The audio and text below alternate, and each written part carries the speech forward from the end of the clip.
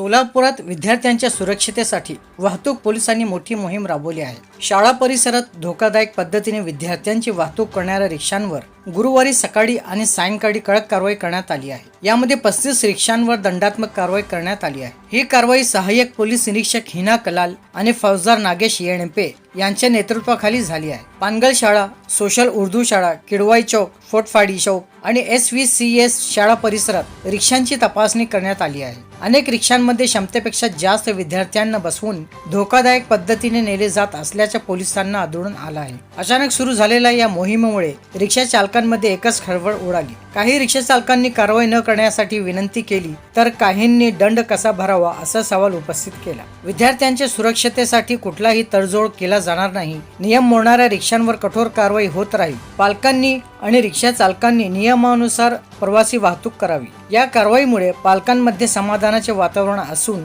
पोलिसांनी पुढील काळात ही अशी मोहीम सुरू ठेवण्याचा इशारा दिला आहे।